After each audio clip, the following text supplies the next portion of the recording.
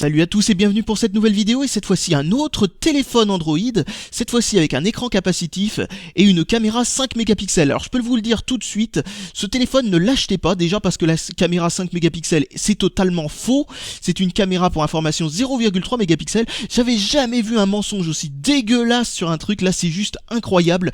Vous pouvez en trouver avec des vrais 3 mégapixels pour information pour moins cher que ce téléphone là, donc c'est pour vous dire un petit peu que ce téléphone n'est pas une bonne idée, et il y aura aussi d'autres mauvaises surprises dedans, je vais vous montrer ça tout de suite.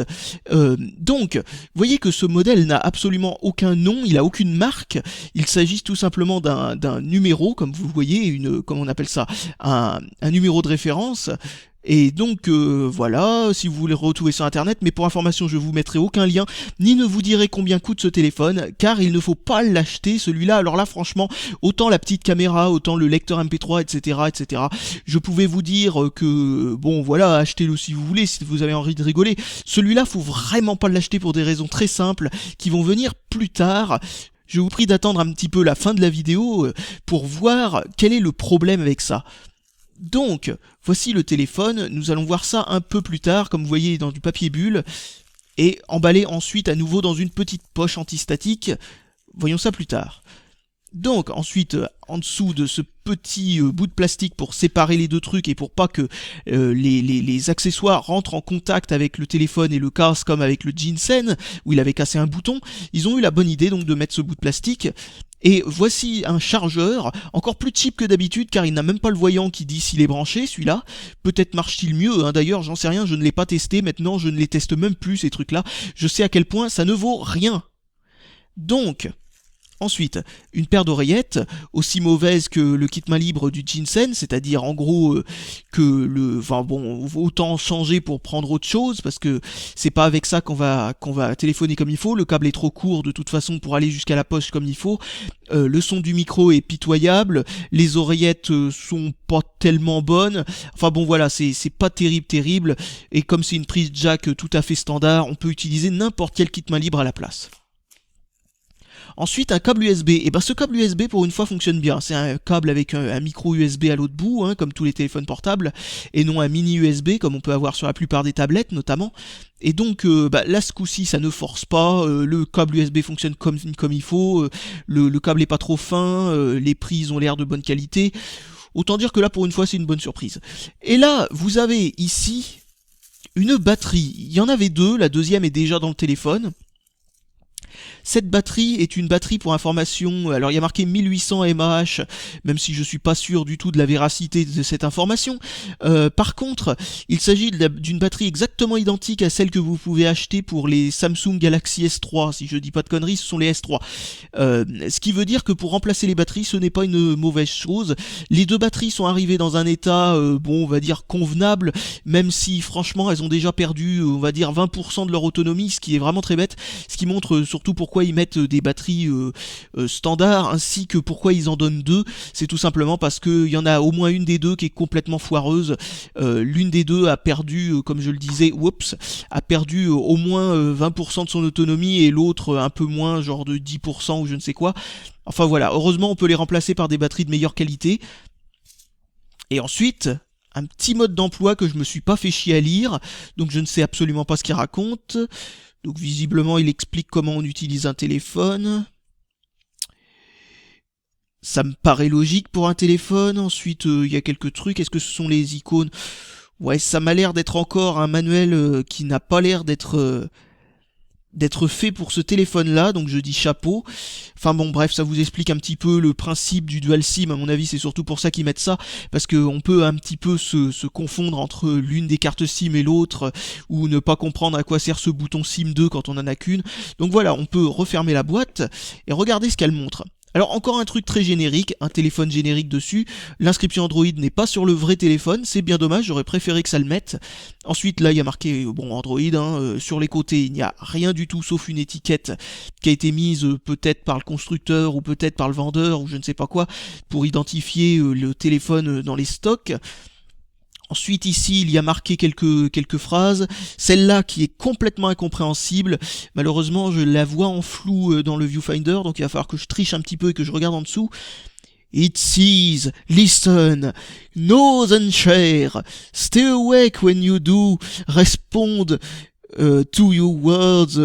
Keep track of loved ones. Let you relive every moment. Bon bref, loved one. J'espère que vous arrivez à lire au lieu de loved one. Cette phrase ne veut absolument rien dire. C'est une sorte de, je sais pas où les Chinois qui ne mettent même pas de marque sur leur truc ont trouvé que c'était une bonne idée de mettre une phrase marketing à 2 balles mal traduite en anglais ou je ne sais pas quoi, ou même écrit en anglais directement mal foutu. Enfin bon, c'est n'importe quoi. Ensuite, écran super HD AMOLED. Alors là, je peux vous dire que ça c'est le plus gros mytho que j'ai vu de ma vie. Heureusement sur le site qu'ils vendaient, ce n'était pas marqué. Ensuite Android, Wi-Fi BG et N, ça par contre c'est vrai, Bluetooth, oui, ça c'est totalement vrai, carton fait à base de produits recyclés avec encre biodégradable. Bon, je ne sais pas si c'est vrai, j'ai pas envie de lécher le paquet pour savoir si l'encre fond réellement. Ça doit être poison malgré que. Made by Phaeton. Ah, tiens, c'est peut-être la marque ça en fin de compte. Parce que je suis con, mais j'avais pas encore remarqué ça, je croyais que c'était Made in China ou un truc comme ça qui aurait marqué là. Mais non, si on prend la peine de lire le truc, c'est peut-être la marque donc. Va falloir que je regarde ça sur internet. Enfin, en tout cas, ce truc-là ne marque aucune marque nulle part sur le site internet où je l'ai acheté, sur la boîte, sur le téléphone.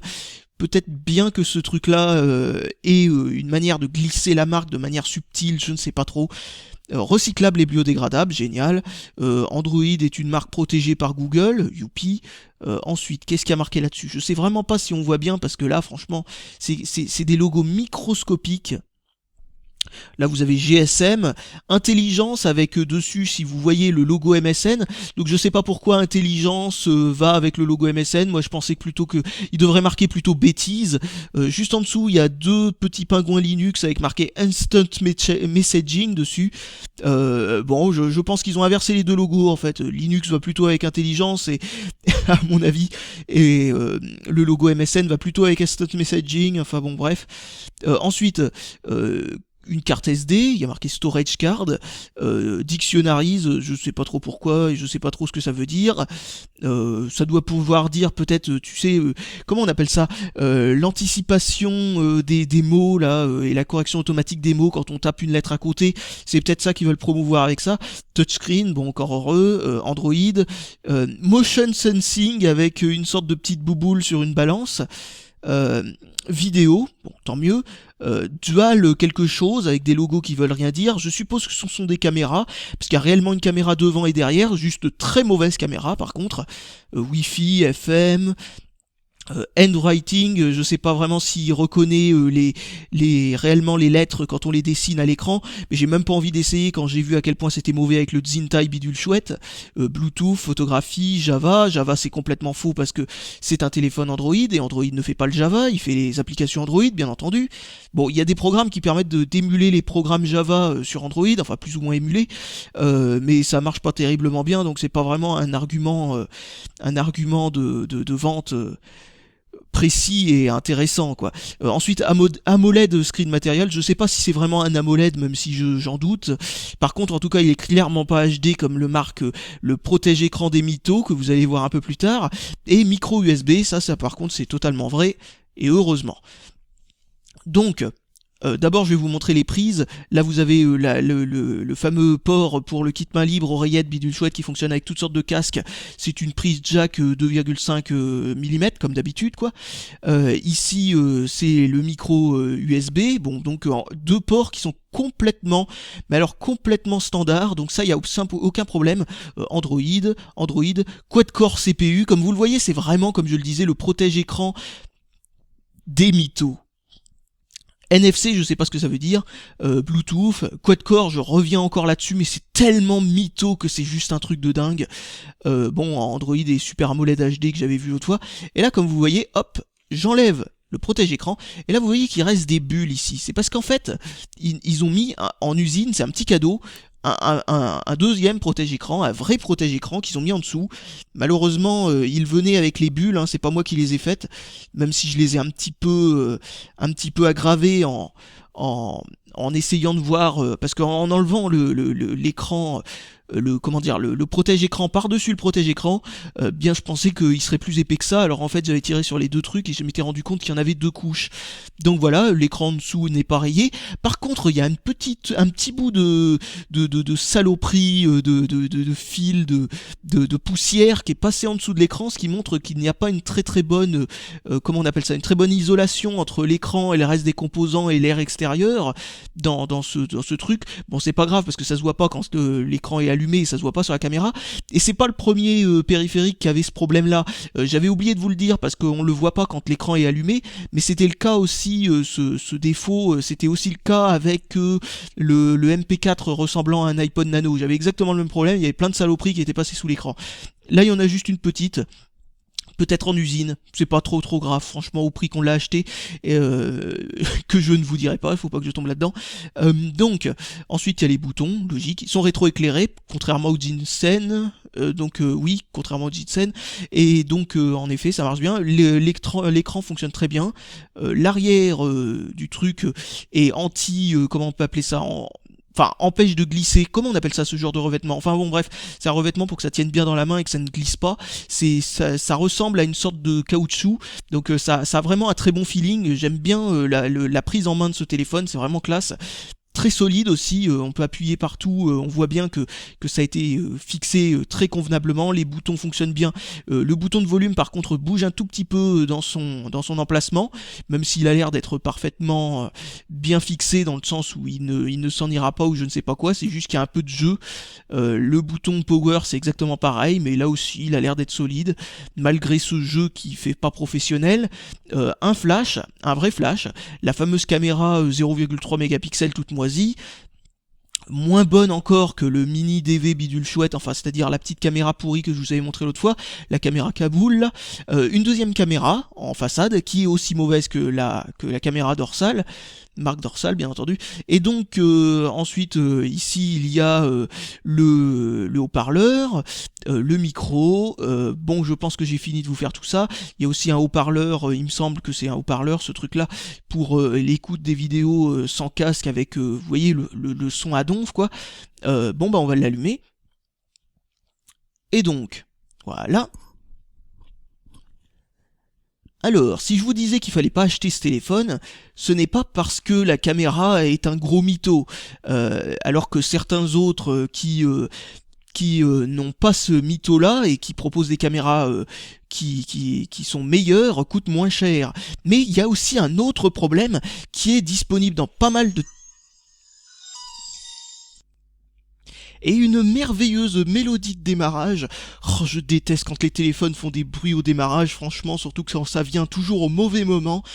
Par contre, si vous éteignez votre téléphone en mode silence, eh bien au redémarrage, il n'y aura pas de bruit, ça c'est déjà une bonne nouvelle. Alors par défaut, il y a aussi un bruit de blourk à la con quand on déloque l'écran, mais bon, je l'ai viré et j'ai oublié de le remettre pour faire la vidéo, donc tant pis. Enfin bref, qu'est-ce que je disais? Ah oui, c'est vrai. Oui, je disais, ce téléphone, il venait avec un petit cadeau, comme vous l'avez vu, un protège-écran tout neuf, mais il venait avec un deuxième cadeau merveilleux. Il vient avec un virus. Merci la Chine et ses virus à la con qui envoient des SMS surtaxés.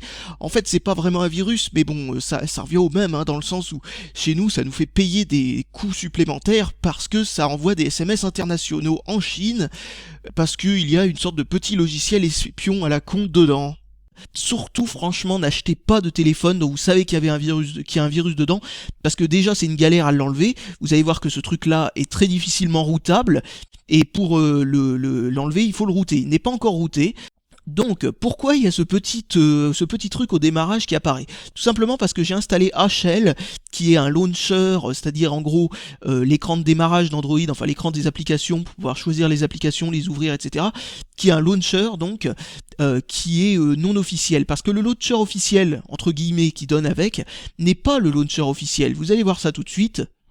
Il donne un truc tout pourri, qui est bourré de bugs. Comme vous le voyez, à chaque démarrage, il me supprime tiens, il est pas des... à chaque démarrage, il me supprime. Oups, oups, oups, oups, oups, oups, oups. C'est un écran capacitif, un vrai, hein, donc c'est extrêmement sensible. Dès qu'on met son doigt trop proche, ça fait un clic. Attendez, je crois que la luminosité est un peu trop forte. Voilà, là c'est mieux. Non, il n'y a pas dans l'écran de démarrage la rotation de l'écran, mais il y a un capteur de gravité dedans, donc il n'y a absolument aucun problème. Dans les programmes qui le gèrent, il détecte, attendez, je vais vous en ouvrir un pour montrer, il détecte l'orientation. Voilà, comme vous voyez, je suis dans la bonne orientation, là il remet à la bonne orientation, et comme vous voyez, il change très très vite d'orientation, parce que vraiment c'est un processeur qui est plutôt puissant, hein.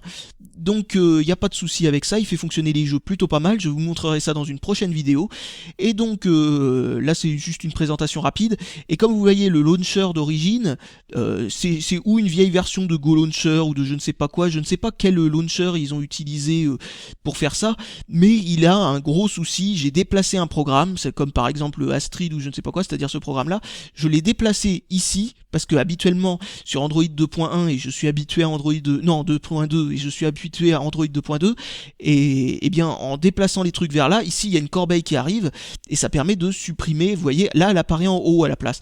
Et là si vous faites ça, et que vous le déplacez en bas, eh bien il va essayer à la place de ce bouton-là, de vous mettre... Vous voyez, il a disparu, et maintenant il est venu là. Et ça, c'est normalement le bouton pour accéder à votre liste des applications que vous n'avez pas fait de raccourci sur le bureau. Et vous voyez, c'est un gros problème, parce que maintenant, je ne peux plus accéder à la liste des programmes, la liste complète des programmes.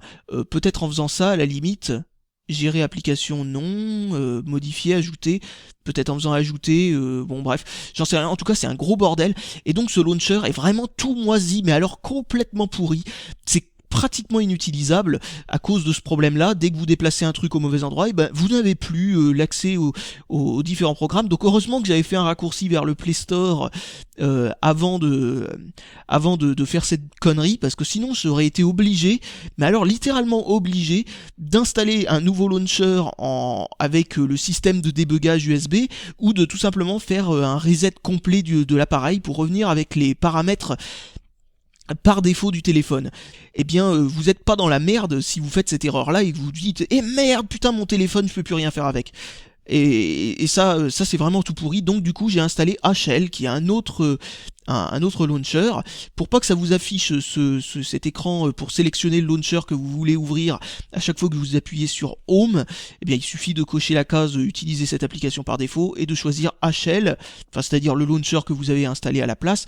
Moi j'ai mis HL parce qu'il est gratuit, qu'il fonctionne bien, etc., etc. Et comme vous voyez, il est très bien foutu, on a des raccourcis en bas, il n'y a pas de problème. Alors là je viens d'ouvrir Opera Mini sans le vouloir parce que j'ai touché l'écran, trop l'habitude des écrans résistifs maintenant, et donc comme vous le voyez, là Opera Mobile et non pas Opera Mini, le vrai Opera Mobile, c'est-à-dire celui-là qui affiche les pages en option telles quelles qui pourraient apparaître sur votre ordinateur, ou en version mobile mais sans brider, etc., fonctionne parfaitement bien. Donc il n'y a pas besoin d'utiliser un navigateur un peu bridé. Même Opera Mobile, qui est d'après beaucoup de gens le meilleur navigateur qui ait jamais existé, quels que soient les téléphones portables du monde, enfin bon bref voilà, pour certains c'est Dolphin, mais pour moi c'est vraiment Opera Mobile que je trouve le meilleur. Vraiment, toutes les pages fonctionnent super bien, tous les sites fonctionnent comme il faut, enfin bon bref, c'est vraiment un super bon navigateur web. Le seul problème c'est que ce téléphone n'a que 256 MO de RAM, ce qui n'est pas un problème, mais c'est un problème quand même si on fait beaucoup de multitâches. Par contre, si on fait que du monotâche, il n'y a absolument aucun problème, hein. Franchement, aucun problème, sauf pour les applications 3D. Donc on peut dire, enfin les applications 3D, je veux dire les jeux en 3D. Vous allez voir, voici un jeu en 3D, je vais le démarrer, et vous allez voir qu'il va mettre un certain temps à démarrer, mais surtout au bout d'un moment il va cracher et revenir jusqu'au démarrage, quoi, au départ, tout simplement parce que la RAM est arrivée à saturation, donc il ferme le programme qui remplit la RAM, quoi, tout simplement. C'est-à-dire le jeu qu'on vient juste de lancer. Et ça c'est vraiment un souci si on voulait utiliser, parce que le processeur a clairement les compétences pour pouvoir faire fonctionner des jeux 3D, mais malheureusement à cause de la RAM non suffisante, et ben la plupart des jeux 3D ne fonctionneront pas parce qu'ils utilisent beaucoup de RAM. Par contre on peut faire fonctionner quelques jeux 3D pas terribles, ou Temple Run par exemple, ou des trucs comme ça, enfin des jeux 3D très basiques, ou qui sont sortis il y a très longtemps. parce qu'ils ont été faits à l'époque où la plupart des téléphones étaient encore des trucs que l'on considère de nos jours comme bas de gamme, mais autrefois étaient plus ou moins du milieu de gamme, quoi. Et voilà, nous vous revoilà sur le launcher, ce qui montre que la RAM a été saturée à bloc. Alors pour économiser de la RAM, et c'est là où nous retournons sur notre virus, que nous retournons, à ce sujet-là, eh bien vous allez voir un truc, je vais dans processus, je vais trier par utilisation de la RAM, hop. C'est difficile de viser par utilisation de la RAM sur un écran capacitif parce que on peut pas utiliser l'ongle et les développeurs de ce programme ont utilisé mais vraiment une toute petite icône pour trier par occupation de la RAM. Je sais pas pourquoi ils ont fait ça. Donc vous voyez les programmes qui utilisent le plus de RAM, ce sont des programmes qui peuvent être libérés sans aucun problème, mais il y a un programme en particulier qui ne peut pas être libéré, c'est celui-là, com.android.com enfin, on va l'épeler plutôt CAIVS.app. Si vous voyez ce programme à l'intérieur de votre téléphone Android, c'est que vous avez un virus. Ce truc-là envoie des SMS surtaxés. Oups. Un truc vient de se rouvrir, donc le faire disparaître. Donc comme vous le voyez, et ce truc-là fait 14 MO,25 de RAM, ce qui est significatif quand même. Et il a la directive qui fait qu'il ne peut pas être libéré quand un programme a besoin de plus de RAM. Ce qui est très rare, il y a très peu de programmes, il y a le programme sur les appels bien entendu, parce qu'on aimerait bien même quand on joue à un jeu, savoir si quelqu'un nous téléphone. Donc celui-là c'est normal qu'il ne puisse pas être fermé quand un programme demande plus de RAM. Il y a aussi... non, il n'y a rien d'autre, il y a vraiment que le programme téléphone et des trucs en arrière-plan qu'on peut pas voir dans cette liste. C'est-à-dire les composants basiques d'Android qui ne peuvent pas être libérés, sauf ce programme-là. Et pour enlever ce programme qui est donc un virus complètement foireux, eh bien il va falloir router le téléphone, il n'y a aucun autre moyen. Parce qu'il est installé en utilisateur root, quoi, c'est-à-dire il est installé par le développeur du téléphone. Donc attendez, je vais vous montrer ça. Alors on va maintenant aller dans le bon dossier. Vous voyez, quand on sort de la carte SD, on se retrouve dans les dossiers système. On va dans système, app, voilà. Et là vous avez la liste des programmes par défaut d'Android. Et donc ces programmes par défaut, alors où sont-ils ? Ah oui, non, c'est vrai, il s'appelle pas comme ça, parce qu'en plus, ils ont renommé ce virus pour pas qu'on le trouve facilement dans la liste. Là, ils l'ont renommé par un truc qui commence par un E, il est où ? Il est là, il est là. EYU cells, là, ici. Et donc, est-ce qu'on peut le supprimer ? Non, pour le supprimer, c'est pas comme ça. Appuie long. Merde. Appuie long, je disais, voilà. Tac, on va dans supprimer. Ok, et là vous voyez, on peut pas le supprimer bien entendu parce que ce téléphone n'est pas routé d'origine. Il faut le router à la main. Donc on ne peut pas supprimer les fichiers système. Et ce fichier système en particulier, on aimerait vraiment le supprimer parce que sachant qu'il va vous faire augmenter votre facture téléphonique, c'est pas une très bonne chose. Donc j'ai essayé pas mal de trucs. J'utilise même plus l'application YouTube, j'essaye même plus, j'utilise TubeMate par défaut maintenant. Fonctionne parfaitement bien, tout ce que j'ai essayé qui se trouve là fonctionne bien. Alors ça, ce sont des petits quelque chose que l'on va y revenir un peu plus tard. Tous les jeux que j'ai essayé fonctionnent bien, sauf celui-là qui utilise trop de RAM, que je vous ai laissé pour vous montrer le problème. Ces deux-là sont des logiciels des jeux 3D qui fonctionnent. Temple Run, on va voir un petit peu. Je vous ferai une vidéo spécialement dédiée à ça.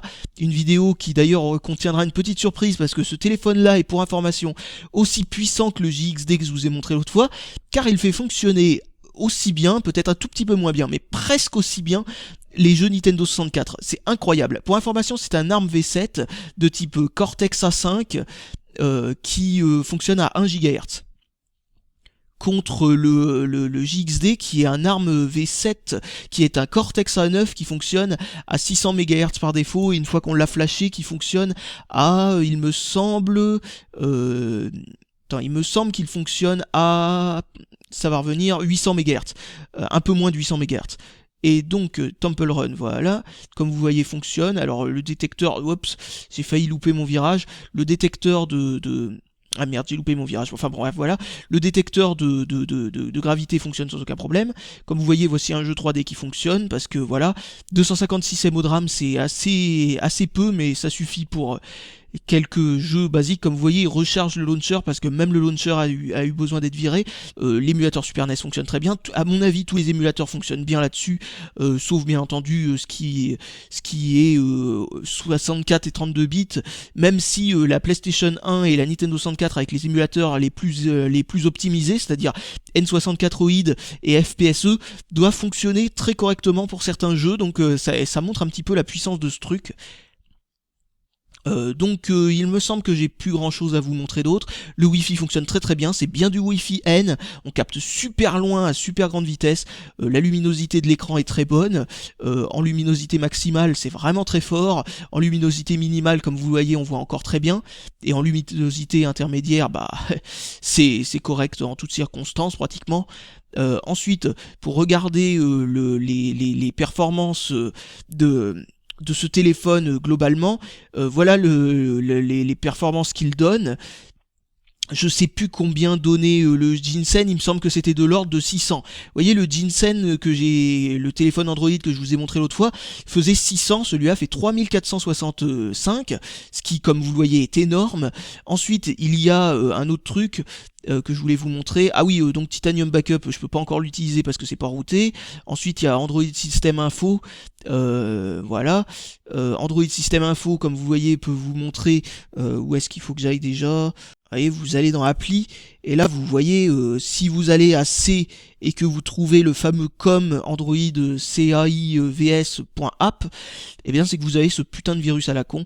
Donc il faut router votre téléphone et le virer, parce que sinon vous risquez d'avoir des numéros surtaxés, hein, encore une fois, faites attention à ça, enfin des appels surtaxés, enfin plutôt des SMS surtaxés en l'occurrence. Donc là vous avez une application qui permet de détecter votre processeur et sa puissance. Dans cette application je voulais vous montrer ça. Alors, où est-ce que ça se trouve? Où est la liste? Je me rappelle plus. Elle est là.